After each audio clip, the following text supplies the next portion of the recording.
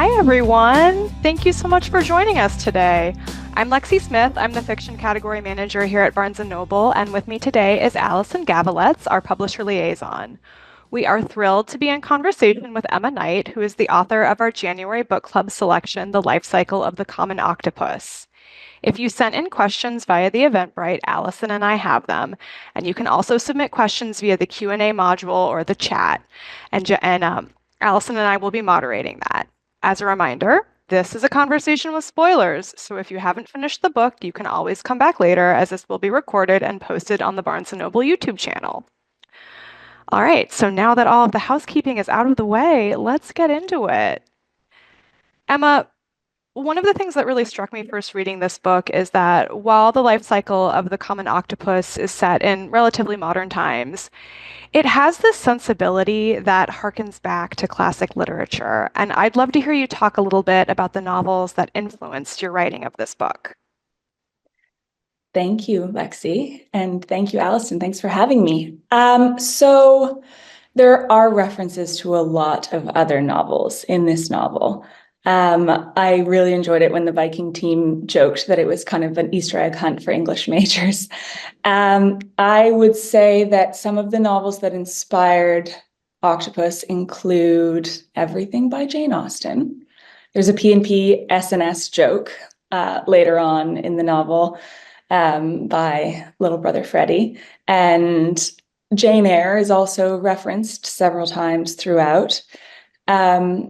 Even some of the other kind of 19th century non-British novels that enter into it, I'd say, like French and Russian novels. It's not just English novels of manners would be the first category that I would say inspired this novel.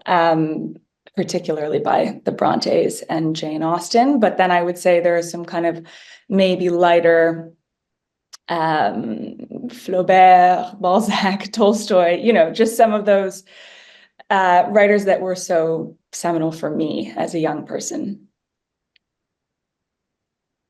I love that. Thank you. One of my favorite things about your novel is the way that you wove together multiple threads. There's a coming of age story, a meditation on motherhood, a campus novel, and even a pinch of mystery for good measure. Which element or storyline came to you first, and how did you bring in each additional element? It's a great question. So the first thing that came to me was Fergus's voice. He just strode into my brain one day in the summer of 2019 as this fully formed, tall, kind of melancholic character who would never wear a coat, even when it was raining and freezing outside. And he started sort of heckling someone else called Pen, and there wasn't a pen yet in my mind. So I kind of just paid attention to this little bit of dialogue that was taking shape in my mind while taking care of my toddler and, living a completely different life, very, very far from Edinburgh. And after Fergus, the next thing that came, so Fergus and then Pen, I would say. Pen initially through the conversation with Fergus, and then it became clear to me that she was the protagonist and that her real name was Penelope, but that she preferred to go by Pen, knowing that it was a bit on the nose for an aspiring journalist and having cut off the elope. So she was always, for me, a character with a bit of a sense of humor and who had a mystery to uncover. And that mystery, I guess, is the next thing that took shape. So the letters to and from Lord Lennox came next. Initially, I had no idea why I was writing and rewriting this letter to a man called Lord Eliot Lennox. And for some reason, it was completely out of the question for me that I should ever change his name. The two that arrived kind of fully formed and impossible to adjust were Fergus and Lord Lennox, bizarrely. And the mystery and the kind of family component of that mystery, I'd say, was the next to take shape. The motherhood part was my context. During the 5 years that I wrote this, I was first raising one small child and then pregnant and then raising two. And, it is the kind of everyday immersive backdrop of my life, and the conversations around that. And there's kind of an amazing renaissance of motherhood literature right now. So reading that and participating in that, loving that, has helped to contribute to some of those other themes that the bookends were present in a very early draft, and then I got rid of them for about 3 years, and I brought them back at the very end of the process. Is it interesting to you that even though Fergus was the first character that came, he's not the main character? Yes. And even then I knew he wasn't the main. I didn't know what I was writing. Yeah. I didn't know what I was writing. I didn't think it was going to be a Fergus and Penn love story, but I did know that as far as the comedy of manners component would be concerned, that there was a certain centrality of a Fergus type character that I wanted to explore and have fun with. But that the plot wouldn't revolve around this person necessarily. And I guess I failed to mention Brideshead Revisited before, but Evelyn Waugh, I think, is a wonderful social satirist, among other things, and I enjoyed rereading those novels as well. Love it. Penn's fixation on what ended her parents' marriage drives the plot for the first half of the novel, especially her idea that if she understands it, she won't be doomed to repeat it. I think as young people, so many of us want to avoid our parents' mistakes or unhappiness, but do you think knowing the cause is enough to avoid it? Is it enough? It's a start. No, it's not enough. It's not enough. And can you ever fully know the cause? Will you be let in on the level that's required to fully appreciate what the younger version of your parent was thinking in that time? No. Or all the forces at work? No. And I think there's one of the things I enjoyed in writing this was the dramatic irony in a mother-daughter relationship or a parent-child relationship, whereby the child reaches a certain age, a certain stage in their life cycle, and thinks, I am now mature. Look at me, I'm so knowledgeable, and I'm so much more aware of the world and how it works than you, parent. And the parent sort of looks on thinking, oh no. But, a good parent will still kind of help to the parent I hope to become as my kids get older won't take the wind out of their sails, won't say to them, no, you're very vulnerable out there and you know a lot less than you think you do. So there's an interesting, I think, older narrator Penn with her tiny baby and 18-year-old Penn, the knowledge gap that exists between the two of them was something that I enjoyed playing with. And I think as 18-year-old Penn develops over the course of the story, part of her transformation is to learn what she doesn't know still, just how vast the gaps in her knowledge will remain for quite some time. And then 30-something Penn looking back can only kind of confirm and further elucidate those gaps.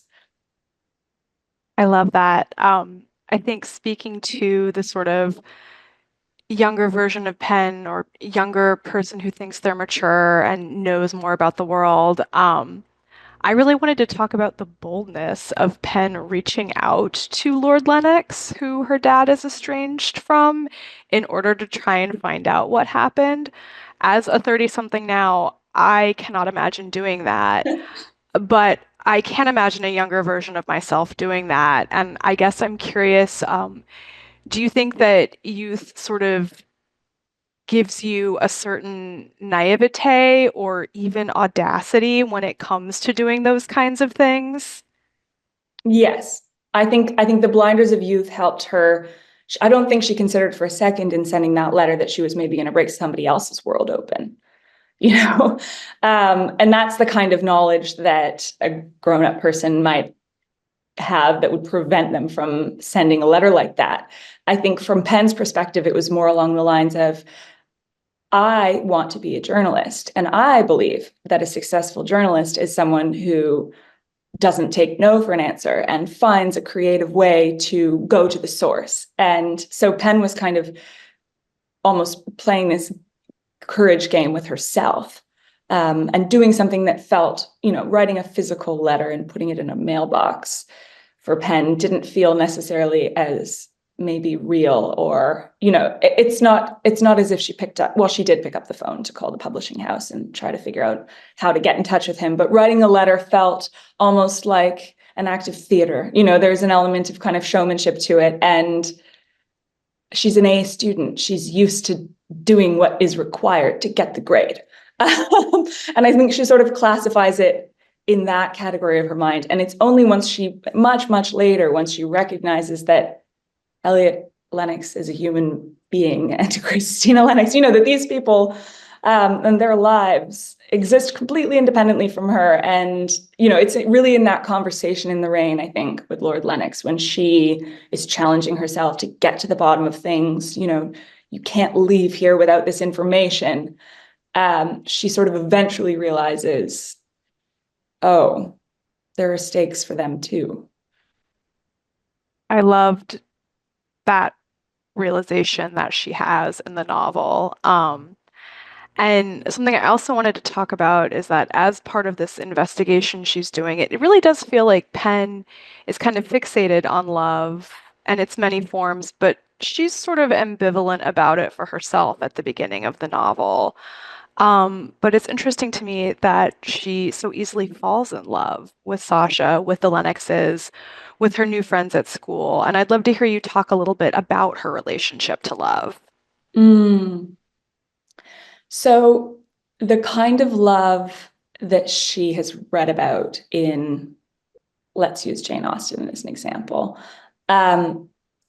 whereby, you know, there's this delightful courtship and it's filled with witty banter and, you know, challenges of all kinds, but ultimately the two who are destined to be together and who are morally upstanding enough to deserve each other and intelligent and funny enough to deserve each other, will be, you know, will then forevermore ensure that loneliness and, you know, difficulty of any kind is no longer, you know, just that kind of happy ending love marriage story where you're supposed to, as a reader, accept that as the end, not the beginning, is something that Penn, I think, was both completely besotted by and then skeptical of as a young person. So part of her wants that and wants to believe in that,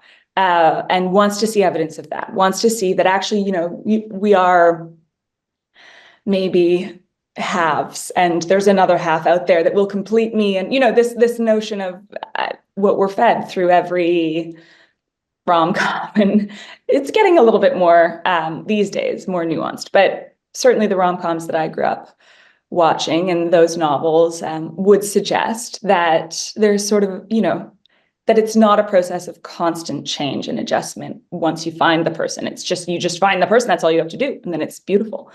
So she sort of has that optimism in her, but then she has these real world examples of her own parents, of her best friend's parents, of the various relationships that she's grown up in that, you know, it's not that disastrous. It's just, well, it's just life. You know, it's people who planned to love each other in a certain way and then didn't in the end, and the pain that causes, and how much that pain can grow when you suppress it and try to pretend that it's not there. And, you know, just all of that normal human messiness.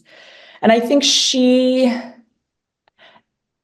back to her journalistic kind of investigative side, she wants to figure out whether the first kind does exist. And when she encounters Lennox and Christina, there's a part of her that thinks, this kind of looks like that. You know, it's possible that this is one of those examples. And that's around, of course, that's when she meets Sasha too. And so there's a kind of suspension of skepticism inside of her that takes place. And as Alice points out, it doesn't hurt that she's in this beautiful castle, and that the lands, you know, it's also enveloping and enchanting, and she sort of gets carried away on this fantasy without realizing that she's doing it. I think there's a line where, you know, several novels fell open in her mind at the same time when she first sees the cat. She's sort of blurring the lines between herself as a human being and herself as a protagonist in her own romantic novel during that first visit to Telmark. And then later, when Sasha shows up hungover and late and standoffish and kind of cruel. She snaps back to, she kind of slams the book shut and snaps back to a previous skepticism and sort of shakes herself and goes, never mind, obviously that was ridiculous of me. And it takes many, many chapters after that for her to rediscover any kind of optimism. In terms of falling in love with her friends and falling in love with, like, I think friendship love for Pen exists in a different place. I don't think she's been so shaken in her, she's always had Alice, and that's been sort of the central love story of her childhood and adolescence. And so she hasn't been burned in the same way and doesn't fear it in the same way. So I think her willingness to kind of jump headfirst into new friendships is partially a gift that lack of kind of friendship trauma has given her. You walked right into my next question, Emma. Thank you. It's about the friendship between Pen and Alice, because I love that friendship. I love the way you wrote about it. And one of the wonderfully long-standing relationships between people who share a common history, it's one of those relationships, but who are also quite different people. Can you tell us about how you wrote their friendship and if there was anybody that inspired it with you? Yeah, so I can answer the second part first, because I definitely do have a best friend who, well, she is definitely not Alice. And I emailed her mom yesterday to reassure her she is very much not Alice. She and I do go back a very long way, are very different. Her name is Monica Ainley, and she is, I'd say, the person who allowed me to write a friendship like that, because I have been very lucky to have a person who, we don't even live in the same country anymore, and we haven't for a very long time, but we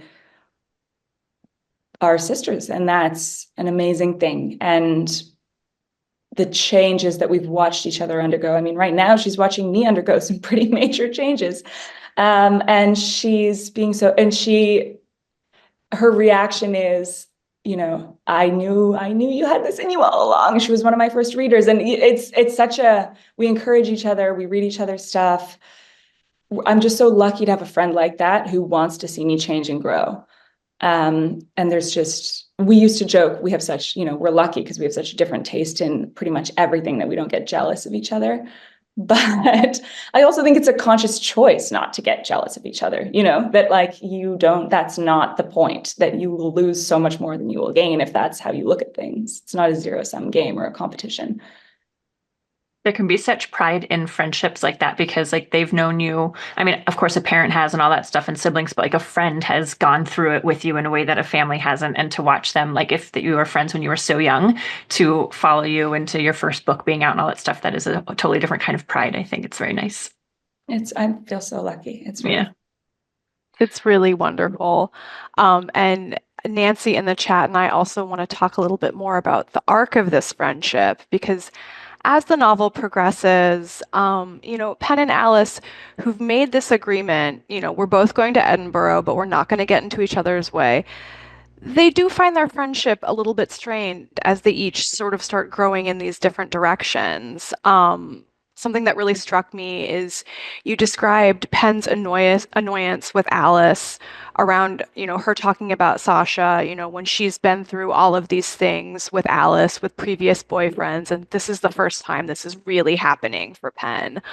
And I would love to hear you talk a little bit about how you wrote about the difficulties of loving our friends while also letting them grow as people who may frustrate us from time to time.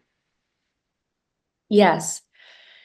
I think one of the things that has frustrated Alice about Pen, since they first became friends, is that Pen doesn't show other people the Pen that she shows to Alice. And I think Alice, as somebody who is camera trained and, an actor, knows exactly how to present herself in the world. And it troubles and stresses her out that her best friend, who she knows as this bold, funny person with lots of opinions and lots of theories about everything, can be so skittish in the world and is so kind of quick to make herself small. And when Alice then sees Pen falling for somebody who she actually just doesn't think is that special initially, from the way, and Pen is protecting herself by describing the thing with Sasha as not being such a big deal, but Alice would never do that, right? And so Alice is kind of missing a step. She's not fully inhabiting Pen's brain. She's got her own stuff going on. And so she's not doing the kind of blow-by-blow analysis of her friend's thinking that would be required to understand that Pen is only giving her partial information. And what she's hearing is there's this kind of like guy who's, okay, he's good looking, but he's in a castle. Maybe it's that. And he's only mildly interesting to her friend, and he doesn't seem interested back because Pen would never communicate that. And he's graduating next year, so this is not going anywhere. And it's not like Pen is exactly, the speediest. So Alice is sort of like, this doesn't sound, isn't there anybody here at Edinburgh? Wouldn't Fergus be, can't you think of somebody who fancies you, who's in front of you, who might? And I think that's sort of her somewhat misguided reaction to Pen's partial explanation of how she's feeling about Sasha. And that does drive a bit of a wedge between them because in truth, Alice's reaction is distracted and she is in her own very immersive story. And Pen can sense the presence of that story, but won't ask about it. So they're withholding from one another, and they're doing it on purpose. Because they can sort of sense where the other will give them problems if they're too transparent. And that does drive a bit of a wedge between them. But ultimately, I think that's very necessary because they each are on a mission to become a little bit more self-reliant. And in developing some of that, I really am a big believer in experiencing loneliness early because loneliness is just a fact of human life. And I think it's really great, actually, that Pen has these lonely moments early on in her university experience because they, one, teach her that it's what it looks like so that she doesn't have to fear it. This is loneliness. Hello. And two, they allow her to recognize how lucky she is to have friends who she can reach out to in moments like that. And, a family who loves her, and that they just kind of awaken her to that other part of the human experience. And this is part of why she's gone so far away in the first place, is to kind of confront some of that and not be afraid to live that range of emotions. So I think, yes, she and Alice, they drive each other a little bit nuts. They both were expecting it to some degree because they're aware of each other's shortcomings and kind of foibles. And it does ultimately allow them to deepen their relationship. Why is it, you think, that there's a side of Pen that she only shows to Alice? Because I noticed that and I loved that, but I was curious why that is. Why is Alice her safe person? So Pen's an only child. She's very close with her parents and she loves them, but she's aware, and maybe she's making it up, but I think in Pen's mind, because each of her parents has been so wounded by the other in some way, or by their own relationship with the other, she's afraid that neither one of her parents can be the person she's closest to. She worries that when they look at her, they see the other parent. And they know that she's shuttling between the two houses. And so she's kind of carrying residue from one parent's house to the other. And she just feels not totally able to be herself in that context. She's more concerned. She just has grown up becoming too concerned about their emotions and how she can protect them from their emotions, which is, that's wild because obviously we know her parents and they're fine. They don't need her to behave in that way, but sometimes kids do. And Alice has always been in her life someone who presents as being totally fine. Alice is Alice, and Alice is looking to have a really good time. She's looking to laugh. She and Pen share a sense of the absurd, and there's no one else in Pen's life who finds the same things as desperately funny as Pen does. And I think early on, there's a piece during the lice scene when they're thinking of how lucky they are to have encountered each other before all the protective layers that we kind of drape over ourselves came. And, in early childhood, when you're not aware of the need to kind of protect yourself against other people's judgment, you present as yourself. And I think Penn and Alice have always had access to that kind of very free, very real openness with each other. And the Penn who existed back then has just always come to life with Alice, because Alice loves that in her, and so draws it out in her and makes her feel funny, and so she can be funny. Such a great friendship. I love it. Another thing that I appreciate about this book is that the novel demonstrated many different kinds of mothers. None of them perfect, all of them real and relatable. And one of the most fascinating parts of the novel for me was the weekend of Danny's birthday, when George was caught between Margot and Christina, two very different mother figures in her life, and she's able to recognize the merits of both women. Can you tell us a bit more about why that might be and more about that? Yes. This has come up in recent days in conversation with even with my own mom on Sunday night. She was asking, because somebody had said, what was the most interesting question that you got from the book club in the Today Show? And I said, after the fact, I was asked, is Margot a good mother? And I thought, that is so we had a long conversation about, why we would want to classify her as a good mother or not, and also about what that means, because my initial kind of instinctual answer was she, didn't she raise a strong, independent young woman in George? So, and then of course the counter to that is, but did she, or did Christina and Lennox in part raise George? And, in my conception of the Margot character, she saw in Lennox and Christina a stable base for her daughter that would allow her to continue being herself in a way that was necessary to her. So she kind of like jerry-rigged a village, that proverbial village. And she saw that she had the opportunity through her sister-in-law and her brother and their, being tethered to this castle, and Christina having, according to her, that kind of self-sacrificing gene, which that's obviously absurd, but that's Margot's version of things. And so she saw the opportunity to have these other trusted adults be a big part of her daughter's life, and therefore continue, do what she needed to do in order to not be a thwarted, disappointed person with her daughter. And, is she perfect? Of course not. Is it then terrible that she's jealous of Christina and treats her badly and, makes fun of her Peppa Pig cake and all these things? Of course, but she's not a perfect character. And I think that kind of, the cost, I guess, as a mother of sharing the responsibility is that your child will also love and be loyal to other adults. And that is a beautiful thing. But does it sometimes make the mother feel like she is inadequate? Or, I think that's sort of what Margot is confronting in that birthday party scene. Does that answer the question?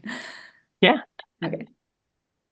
I want to talk a little bit more about the scene between Anna and Penn. When Anna explains how much trouble she had getting and staying pregnant, and the way that the knowledge cracked Penn open in a little bit of a way. Can you talk about how you wrote that and why it satiates Penn's curiosity about her parents' marriage? Yeah.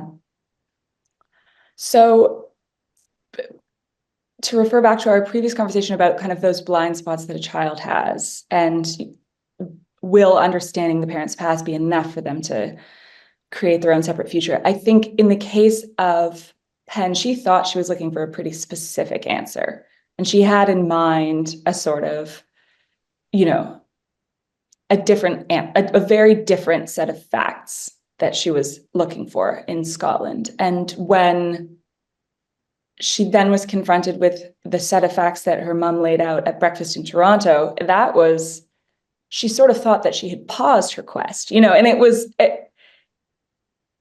that was one of those moments for Penn where she really learned how little she knew. 18, doesn't, admits to herself that she has no idea what a miscarriage entails. Like it's not possible for her to fathom. It's a word she's heard, sure, but she doesn't have any friends who have gone through it yet. She doesn't know, that's not part of her view of the world. It's one of the many, many kind of grayed out parts of the map of the human experience. And when her mom, and she's very good at perceiving the emotion behind, her mom's speech is relatively concise and she doesn't go into elaborate detail, and she's careful to not overburden her daughter with things that she thinks will upset her or frighten her or maybe just unduly worry her. But Penn can read the emotions behind what her mom is saying and is able to appreciate the kind of weight of that pain. And it kind of breaks open her worldview a little bit. She'd been looking for answers outside and kind of, far and wide. And it turned out that the answer was very much from within her mother's body. And that, I think those are the kinds of moments that we have as we're growing up, where you sort of just recognize the true nature of things and the suffering that's disguised behind everyday life. And it's just that she matures a lot in kind of digesting that information.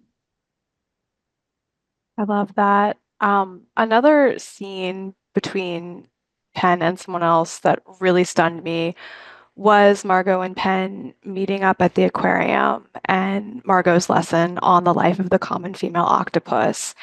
And I felt like she sort of presented Penn with a binary. You're either a selfish monster of a mother or you are the octopus mother.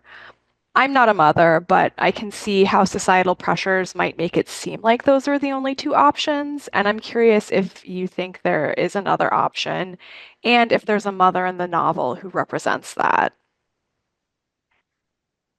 So Penn and Margot are from different generations, and one of the major themes in this novel is this kind of hopeful, my hope, I guess, as the author, that we are creating conditions for greater choice and greater freedom in future generations, and that as our mothers and fathers have for us, and our grandmothers and grandfathers, that it takes time to change societal rules, expectations, even certainly things like university application or jobs that you can do, or but also what you want and believe is possible as a human being. And the version of reality that was available to Margot was just so much more limited than that. And it was already so free compared to her mother. She thought it was so free. She was in art school. She was making rash decisions. She was a very brave young woman, and she thought that it was incredibly groundbreaking and free. And it was, but part of what allowed her to, I don't know, in my mind, Margot is somebody who has sort of hidden behind her strong convictions. She's more of a talker than a listener. And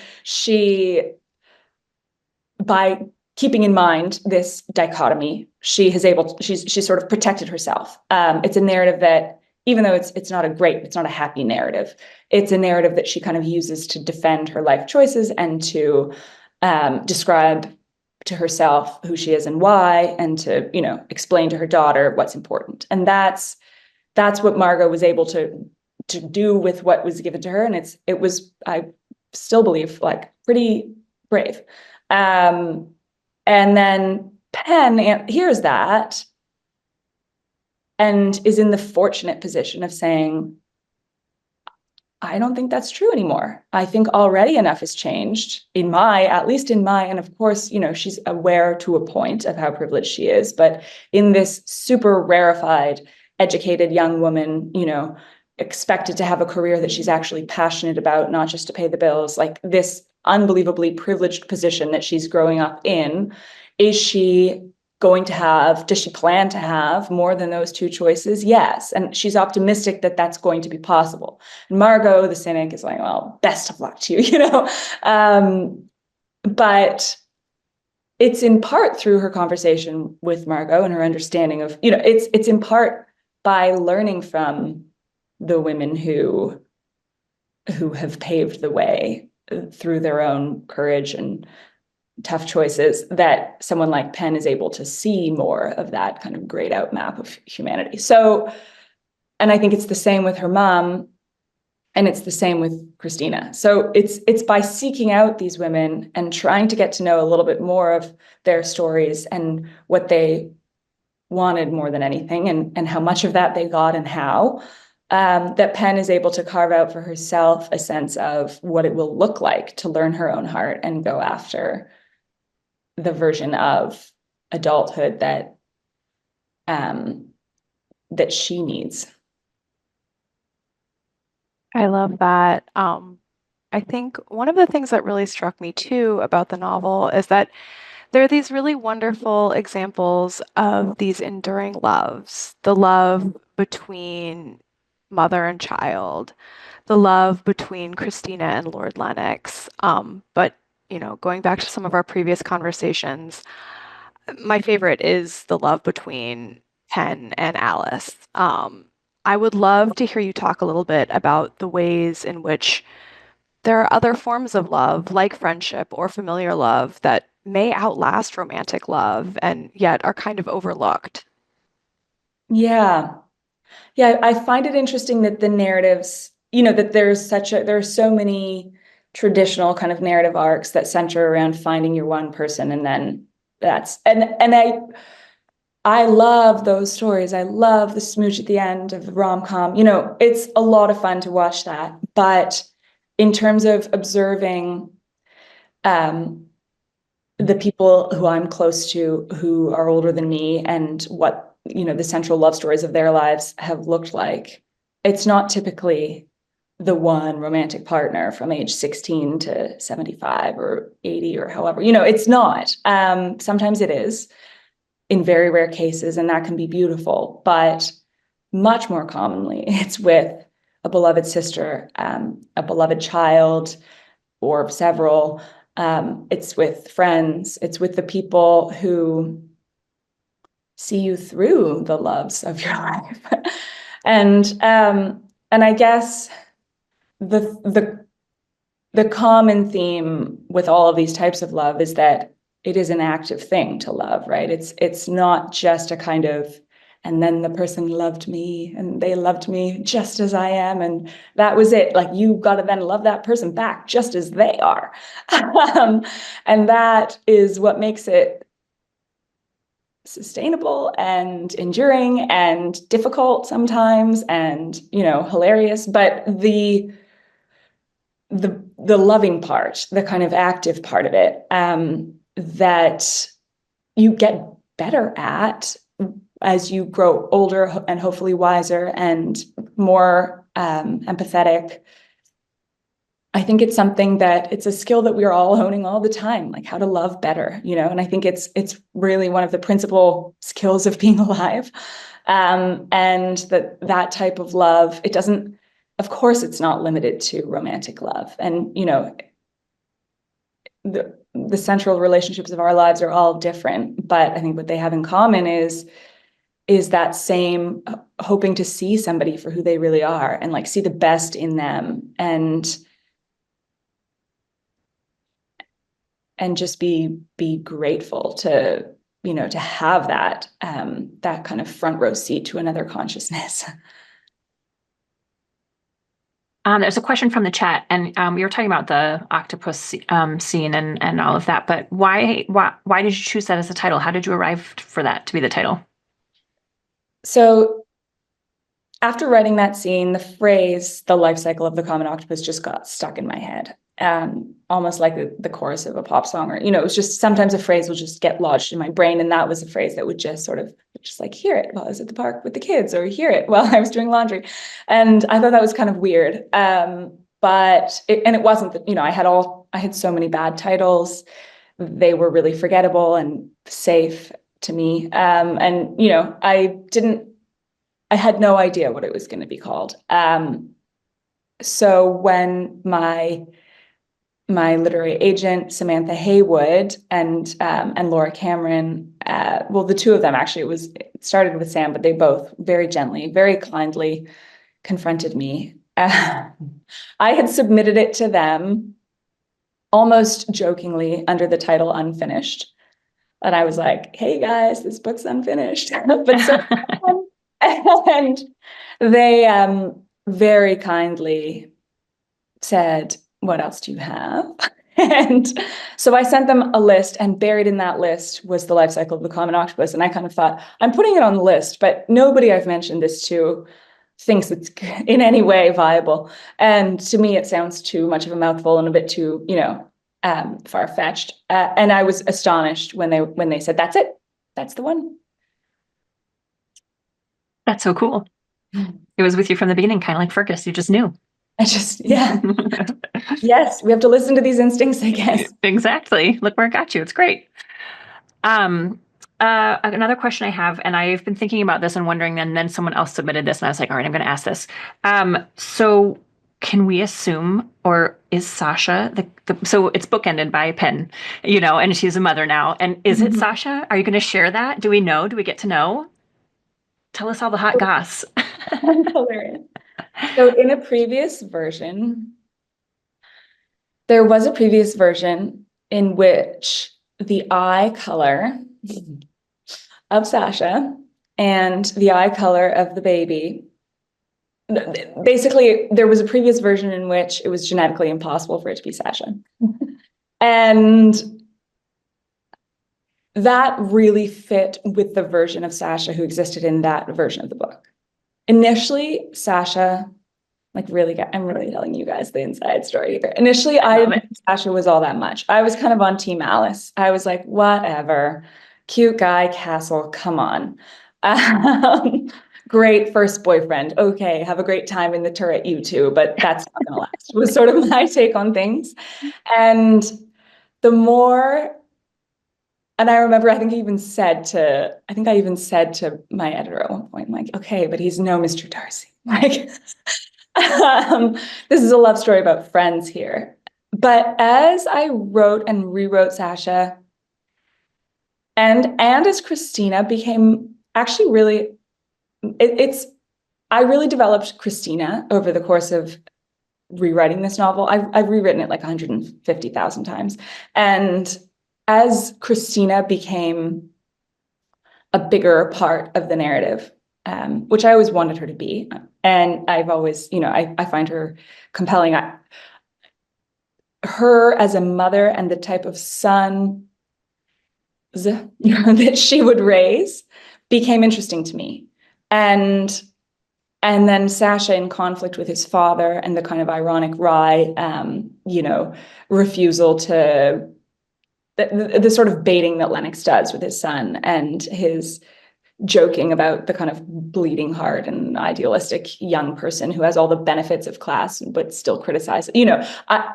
I began to kind of, almost against my better judgment, empathize with Sasha and think, here's a good person who is being raised in a context that he doesn't totally agree with. And he's got this amazing mom and this really, famous dad who's always performing in front of him. And that's kind of stifling. And it's a little bit, he's under the public eye for things that he hasn't done. He's being watched and observed and classified as this, that, and the other thing, but none of it has to do with who he feels that he is inside. And possibly the only person who knows who he is inside is his mother. And he hasn't really shown that to anyone else because the system that he grew up in doesn't want that, doesn't think that's appealing. So he eventually meets this person who does see that and who likes that about him, and who finds the other stuff, if anything, a little bit OTT, like possibly more of a drawback than aside from being initially attracted by the whole castle setting and things, she then dismisses it and goes, this is all, this is a sham and you guys are basically full of it. And he has to convince her that, no, I'm actually a very real human being. And the person you thought you saw early on is exactly who I am. And nobody else sees that. And please don't leave me.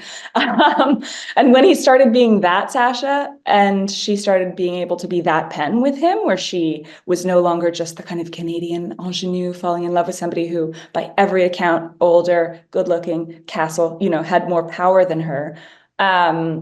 Once they were able to kind of meet on a more even footing and appreciate some of the sides of each other that other people might not know about, I thought, okay, maybe. So I took out the eye color. Mm-hmm. But then I do have Christina say that she hopes it's not the end of their story. So I can't answer whether Sasha's the father. I just can't, because I think so much will happen to the two of them before Pen reaches that age that it would just be too quick a kind of yes or no. I can't say. I like it. It's nice to not know. I love that too. We are approaching the end of our time. So to wrap things up, is there anything that we didn't ask you that you want readers to know or that you want them to take away from reading your book?